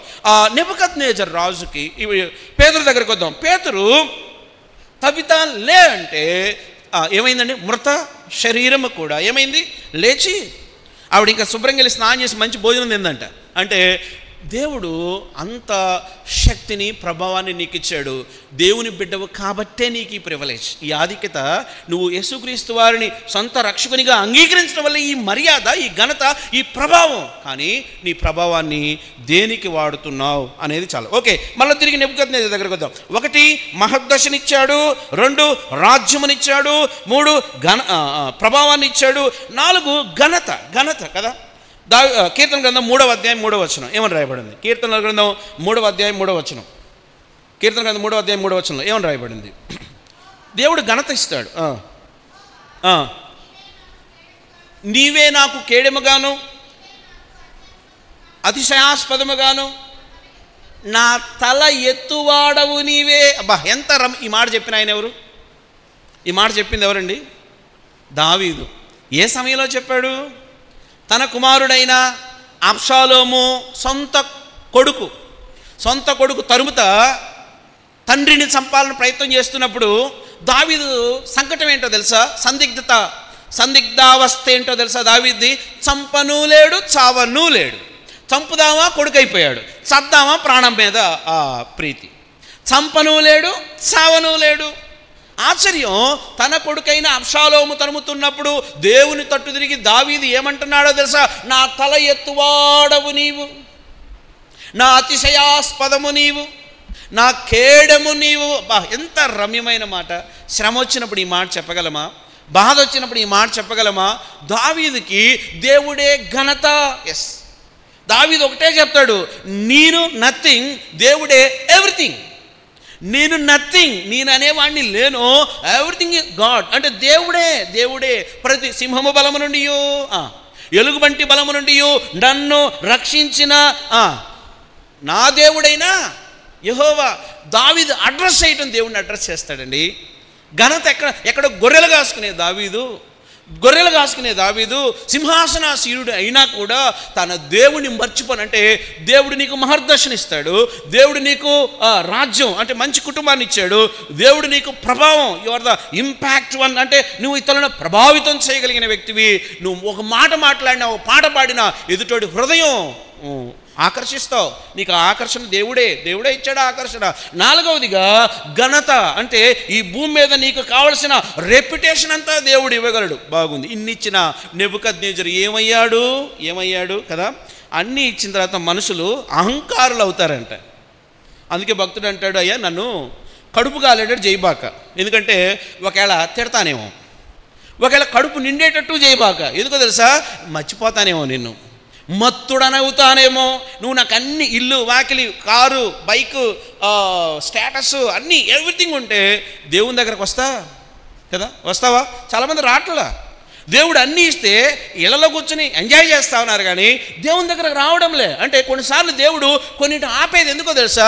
నువ్వు ఇంకా దేవునితో సమీపమైన ఆ స్థాయికి రావాలనేది దేవుని యొక్క ఉన్నతమైన ఉద్దేశ్యం. ఎస్, ఇన్ని ఇచ్చిన తర్వాత నెబుకద్నెజరు ఏమయ్యాడో చూసి 2 మాటలు చెప్పి క్లోజ్ చేసుకుందాం. మరలా వెనక్కి వచ్చేద్దాం. 5వ అధ్యాయం 21వ వచనం. 20వ వచనం. 5వ అధ్యాయం 20వ వచనం ఏమన్నా? దానియేలు గ్రంథం 5వ అధ్యాయము 20వ వచనం. మళ్ళీ మూల వాక్యంలోకి వచ్చేద్దాం. ఏమని రాయబడింది? అయితే అతడు మనసున అతిశయించి కదా, అతిశయం. ఈ సంవత్సరం వాగ్దానం పెద్దలు ఎంతో ప్రార్థనాపూర్వకంగా తగ్గింపు పెట్టారు కదా. తగ్గింపు గురించి చాలా మాట్లాడతాం, కానీ వ్యక్తిగత జీవితంలో చూపించడమే చాలా కష్టం. అతిశయం. కొద్దిగా ఆస్తి ఉంటే అతిశయం, కొన్ని ఫెసిలిటీస్ ఉంటే అతిశయం, కొంత అధికారం ఉంటే అతిశయం, గర్వం. ఈయన ఒక కాలు మీద నడుస్తూ ఉంటాడు. రౌతు మెత్తనైతే గుర్రం ఎన్ని కాళ్ళ మీద నడుచుద్దంట కదండి? గుర్రానికి ఎన్ని కాళ్ళు ఉంటాయి? 4 కదా. రౌతు మెత్తన అంటే పైన ఉన్న రౌతు పెద్దగా గుర్రాన్ని పట్టించుకోలేదనుకో, ఇది 3 కాళ్ళ మీదే ఎగురుతూ ఉంటుందట. ఎక్కడో చోట కాలు ఎరగొట్టుకుంటుంది, కూర్చున్నోడు కూడా కాలు ఎరగొట్టుద్ది. అంటే చాలాసార్లు అతిశయం, నీకు ఇవ్వబడిన స్థాయిని బట్టి అతిశయం. ఒకవేళ దేవుడు నిన్ను మంచి సీట్ ఇచ్చి చదివించాడా, వచ్చి పేదవాళ్ళకి సేవ చేయాలిగా. ఇంట్లో కూర్చొని నువ్వు నీ పొజిషన్ నీ స్థితి కోసమే చూసుకుంటే నీకు అసలు ఆ సీట్ ఇవ్వడమే వేస్ట్. ఎందుకో తెలుసా? నువ్వు దేవుడిని నమ్మకంగా మోసం చేస్తా ఉన్నావు. ఆ చదువుకునే సీట్స్ లేక ఎంతోమంది ఏడుస్తూ ఉంటే నిన్ను ప్రేమించి సంఘ ప్రార్థనలు విని నీకు ఒక సీట్ ఇస్తే, డాక్టరో ఇంజనీరో ఏదో అనుకో, నీవు అది చేసి పేదోళ్ళకి హెల్ప్ చేయమంటే, పేదోళ్ళకి వచ్చే సహాయం చేయమంటే, మన పిల్లలు కొంతమందిని చూస్తాను, నిజంగా they are very much dedicated. వాళ్ళు చిన్నవాళ్ళే కానీ ఎంత చక్కగా బుధవారం జరిగే ఆ మెడికల్ దీనిలో ఎంత హెల్ప్ చేస్తారు, ఎంత రిమైనింగ్ వర్క్స్లో కూడా పిల్లలు ఎంత బాగా వర్క్ చేస్తారు. వాళ్ళ పర్సనల్ ప్రొఫైల్స్ చాలా పెద్దవి, వాళ్ళ ప్రొఫైల్ చాలా పెద్దది. కానీ ప్రొఫైల్ గోడ తగిలించి నేను మనిషిని, నేను దేవుని బిడ్డని అని తెలుసుకొని తగ్గించుకొని పేదల దగ్గరకు వచ్చి వాళ్ళ పక్కన కూర్చొని వాళ్ళకు దేవుడి గురించి చెప్పి వాళ్ళకి సేవ చేస్తున్నారు. నీ సంగతి ఏంటి? దేవుడు అన్నీ అడుగుతావు, గొంతెమ్మ కోరికలు అన్నీ అడుగుతావుగా, ఇచ్చాడుగా, రావా, దిగవా నీ సింహాసనం మీద నుండి, దేవుడిచ్చిన ఆ సింహాసనం మీద నుండి కిందకి రావా, ఇచ్చిందే నిన్ను సేవ చేయమని సేవించుకోమని, నువ్వు ఆ ఎక్కి కూర్చున్న దాన్ని కిందకి దిగకపోతే నిన్ను దేవుడు ఎలా వాడుకుంటాడు? నిన్ను ఎలా వాడుకోవాలి చెప్పు? దేవుని మాట వినకపోతే నిన్ను సంఘంలో, సమాజంలో దేవుని పనికి ఎలా వాడుకోవాలి కదా? దేవునికట ఎప్పుడు ఈ మాట చెప్పాలండి, ప్రభువా నేను అందుబాటులో ఉన్నాను, యూజ్ మీ. ప్రభువా నేను అందుబాటులో ఉన్నాను, నీ పనికి నేను దగ్గరగా ఉన్నా. నేను కొంతమంది ఎంప్లాయీస్ని చూస్తాను, చర్చ్ కోసం వాళ్ళకి ట్రాన్స్ఫర్లు కూడా వస్తే, ప్రమోషన్స్ వస్తే కాదనుకున్న వాళ్ళు ఈ సంఘంలో ఉన్నారు. అంత దూరం పోయినా సంఘాన్ని వదిలిపెట్టకూడదని, కుటుంబాలని సంఘంలో ఉంటేనే ఆశీర్వాదమని, సంఘానికి సమీపంగా ఎంత రెంట్ అయినా కట్టి ఇక్కడే నా ఆశీర్వాదం, నా సమస్తం ఇక్కడే అనుకొని సంఘాన్ని వదిలిపెట్టకుండా సేవ చేసేవాళ్ళు ఉన్నారు. ఎందుకు చెప్తున్నానంటే దేవుడు ఉంటే అన్నీ ఉంటాయి, దేవుడు లేకపోతే అన్నీ ఉన్నట్టు ఉంటాయి, ఏమీ ఉండవు. దేవుడు ఉంటే అన్నీ ఉంటాయి, దేవుడు లేకపోతే అన్నీ ఉన్నట్లుంటే ఏమీ ఉండవు. ప్రియదేవుని బిడ్డ, నీకు ఇచ్చిన సింహాసనం దిగి వస్తావా? ప్రభువుకు చెప్తావా, నీ పని చేస్తాను ప్రభువా, నన్ను ఎంతో హెచ్చించావు, నన్ను ఉన్నతమైన స్థితికి తీసుకొచ్చావు, ఈ అందలం ఎక్కించావు, నేను నా సింహాసనం మీద నుండి దిగి నీకు సాగిలపడి. దావీదు మందసం ముందు నాట్యం చేస్తున్నాడంట. ఫస్ట్ ఫ్లోర్లో ఉంది అక్క. ఎవరా అక్క? మీకాలు, మెదడు మోకాల్లో ఉంది అక్కకి. అక్క దేవుని మందసం ముందు దావీదు నాట్యం చేస్తూ ఉంటే వస్త్రహీనుడే ఆవిడ అక్కడి నుంచి నొచ్చుకుందంట, ఫీల్ అవుతూ ఉందంట కదా. కొంతమంది దేవుని పని చేసేవాళ్ళు వెక్కసంగా కనపడతారు, వ్యర్థుల్లా కనిపిస్తారు. తమ సమస్తాన్ని విడిచిపెట్టి దేవుని సేవని కాడిని మోయడానికి రెడీగా వాళ్ళు వస్తే, ఉద్యోగాలు చేసే వాళ్ళకి, స్వార్థ సేవ చేసేవాళ్ళు చులకనగా కనపడతారు. ప్రమాదంలో ఉన్నాం, ప్రమాదపు ఆలోచనలు చేస్తూ ఉన్నాం. జాగ్రత్త, రా, కిందకి రా, వచ్చి దేవుని పని చేయి. దేవుని నిన్ను అందుకే ఎన్నుకున్నాడు, ఆ పని చేయడానికి. ఓకే, మనసును అతిశయించి, ఓకే ముందుకు పోదాం, టైం లేదు కాబట్టి. ఏమని రాయబడింది అక్కడ? 20వ వచనం, 5వ అధ్యాయం 20వ వచనం. అయితే అతడు మనస్సును అతిశయించి బలాత్కారము చేయుటకు కదా.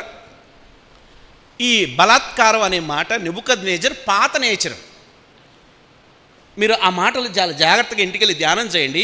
బలాత్కారము చేయుట అంటే తన బలాన్ని ప్రయోగించి ఎదుటోడికి ఇష్టం ఉన్నా లేకపోయినా తాను అనుకున్నది చేసే స్వభావం.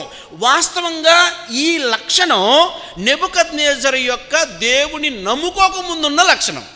దేవుణ్ణి నమ్ముకోకముందున్న లక్షణం, దేవుణ్ణి నమ్ముకొని దీనుడు అయిన తర్వాత కూడా మనసును అతిశయించి ఇతరుల మీద తన ప్రభావం చూపిస్తున్నాడంట. కొంతమంది ఏం చూపిస్తారో వాళ్ళ ప్రభావం కదా. కనుచూపుతో భర్తని సిట్టు స్టాండ్ చేసే భార్యలు ఉన్నారు కదా. అంటే కూర్చున్నా అంటాడు ఆయన గౌరవంగా కదా. కొంతమంది భర్తలు కూడా ఉంటారు మొఘల్ మొనార్కులు కదా. ఆయనకు తెలియకుండా ఏమి పూచిక పుల్ల కూడా ఇంటికి రావడానికి వీల్లేదు కదా. ఎవ్రీథింగ్ ఆయన ఆయన ఆయన ద్వారా మంచిదే హెడ్ కదా. కాకపోతే అండర్స్టాండింగ్ లేకపోతే అంటే అర్థం ఏంటంటే మనసును అతిశయించి నెబుకద్నెజరు గతంలో బలత్కారంగా తన పవర్ ఉపయోగించేవాడు, దేవుడు నమ్ముకున్న తర్వాత కామయ్యాడు, మళ్ళీ దేవుడు హెచ్చించాడు, తిరిగి మళ్ళీ పాత నైజం.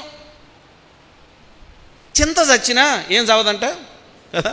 చింతపండుని బాగా పిసికి ఆ చివరిలో బాగా పసాలు వేసుకోండి, ఆ పిప్పి నోట్లు వేసుకోండి, ఏముంటుంది దాని పుటకే పులుపు, దాని పుటకే పులుపు, దాన్ని పులుపు నుండి దాన్ని నువ్వు వేరు చేయలేవు కదా. కొంతమంది బ్రతుకులను దాగి ఉన్న ఆ స్థితిని దేవుడు వేరు చేయాలన్నా they are not ready to accept, అంటే దాన్ని అంగీకరించడానికి మనుషులకు ఇష్టం ఉండదు. దేవుడు చాలాసార్లు చెప్తాడు, నెంబర్ ఆఫ్ టైమ్స్ చెప్తాడు, ఇది వద్దు, ఇది చేయొద్దు, ఇది దూరంగా ఉండు, ఇది నీ పని కాదని అనేక సార్లు చెప్తున్నా బై ఫోర్స్ అది ఎలా ఉంటుందంటే ప్రభావంగా వెళ్ళిపోయి నెబుకద్నెజరు నువ్వు బలత్కారంగా చేసే పనులు యూదులు చేశాడు, పట్టుకొచ్చాడు, జనాభాని అందరిని అటక తీసుకొచ్చాడు, యోదయ మొత్తం ధ్వంసం చేశాడు. కానీ ప్రభువుని అంగీకరించిన తర్వాత ఆయనే గొప్ప దేవుడు అన్నాడు, బాను మరలా అతిశయించి బలత్కారముతో చెప్పండి ఏముంది అక్కడ, చేయుటకు అతని హృదయమును కఠినము చేసుకొనగా. ఎస్, కఠినాలు అయిపోతా ఉన్నాయి, స్పందించాల్సిన హృదయాలు. అందుకే పేతురు గారు ఏమంటారంటే మనమట మీరు ఇంకా పాలు తాగువారు కాదు అని చెబుతూ మనం సున్నిత మనస్కులమై ఉండాలంట. అంటే స్పందన పసిపిల్లవాడితో పోలుస్తూ పిల్లవాడికట వాడి ఆకలిని, పిల్లవాడు వాడి ఇరిటేషన్ని, లేకపోతే వాడి బాధని, వాడి కోరికని ఏడవడం ద్వారా వ్యక్తం చేస్తూ ఉంటాడంట. వీడు కీ అని హార్న్ మోగించగానే అమ్మకు అర్థమవుతుంది, ఓ 12 అయింది కదా, ఆకలితో ఏడుస్తున్నాడు. లేదు ఒక గంట తర్వాత ఏదో అనీజీగా ఉంది ఏదో అంటే, వాని అరుపుల ద్వారా సున్నితమైన వాడు, భాష రానివాడు, నడవలేనివాడు, సేవ చేయించుకునేవాడు ఒక కేక ద్వారా తన కమ్యూనికేట్ చేస్తాడు తల్లితో. కానీ ఆశ్చర్యం ఏంటో తెలుసా, నా జీవితంలో ఆ సున్నితత్వం పోయి కరడుగట్టి కఠినలమై ఎన్ని అద్భుతాలు చూసినా మందగించిన స్వభావం. దేవుడు అంటాడు, మరలా నీ రాతి హృదయాన్ని నాకు ఇస్తే నేను దాన్ని మాంసపు హృదయంగా చేస్తాను అని అంటున్నాడు దేవుడు. ఓకే, సో ఇలా అయిపోయింది. సో నెబుకద్నెజరు అతిశయించాడు, నెబుకద్నెజరు కఠినుడయ్యాడు, నెబుకద్నెజరు తిరిగి తన పూర్వపు లక్షణాన్ని కనబరుస్తున్నాడు. ఇలా కనబరిచినందుకు ఇందాక చెప్పాను, దేవుడు నిన్ను దీవించడమో తెలుసు, నువ్వు మాట వినకపోతే అన్నీ తీసేసి నిన్ను రోడ్డు మీద పెట్టడం కూడా దేవునికి బాగా తెలుసు. చూద్దాం ఎక్కడుందో ఈ నెబుకద్నెజరుని దేవుడు ఏం చేశాడు. త్వరగా 21వ వచనం, 5వ అధ్యాయము, దానియేలు గ్రంథం 5వ అధ్యాయం 21వ వచనం ఏముంది అక్కడ.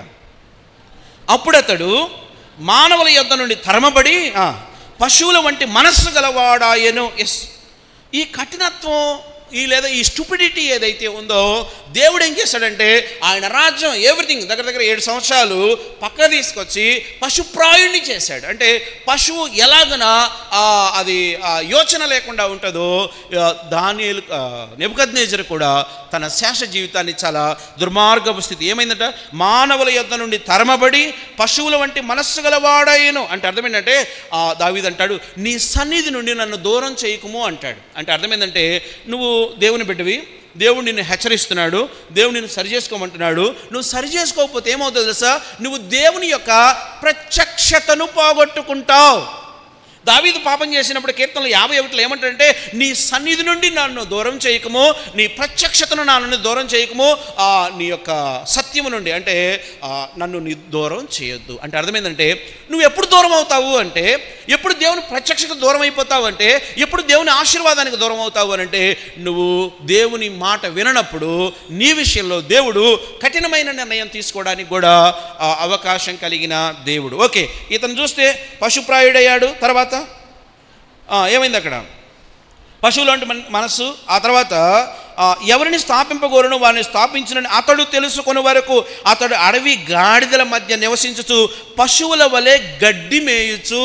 కదా, ఎంత దారుణమో, పశువుల వలె గడ్డి మేయుచు అంటే ఏ గ్రీడినెస్, ఏ దురాశతో నువ్వు సంపాదించుకున్నావో వాళ్ళ ఏళ్ళై పోగేసి అవి నువ్వు తినలేవు, నువ్వు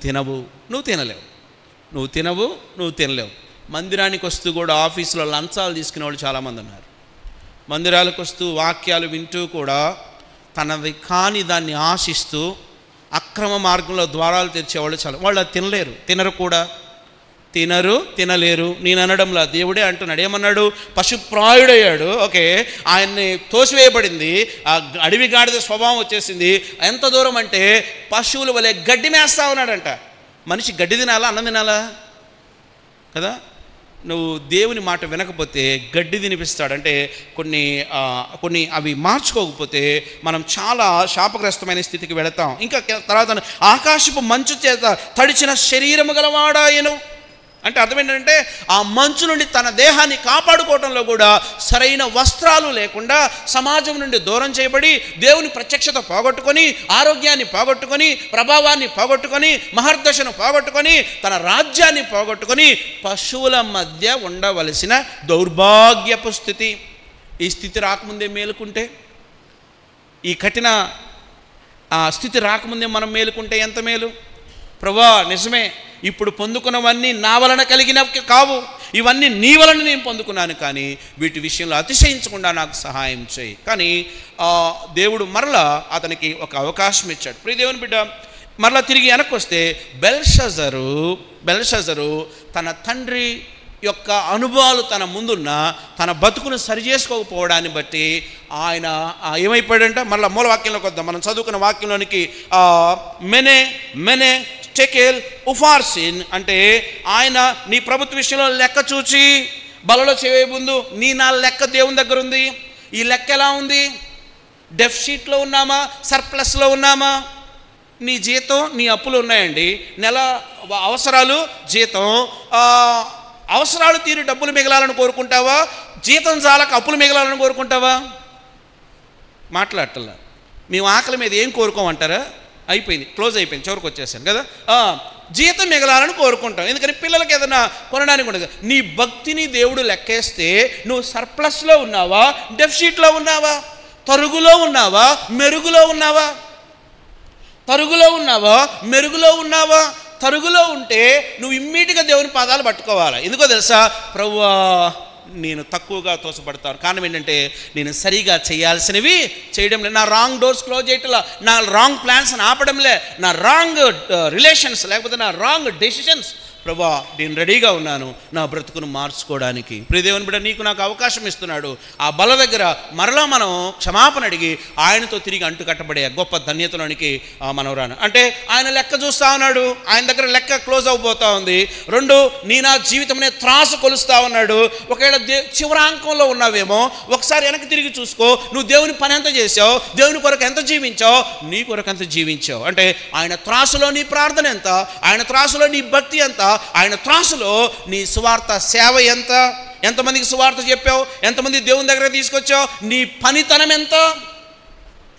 ఒకవేళ లేకపోతే నీ ఆధిక్యతల నుండి మీరు గమనిస్తే బెల్షజరు ఆ రాత్రి ఏమైపోయాడట? హతుడాయను. అయిపోయింది, ఆ క్లోజ్. బెల్షజర్ క్లోజ్ కదా.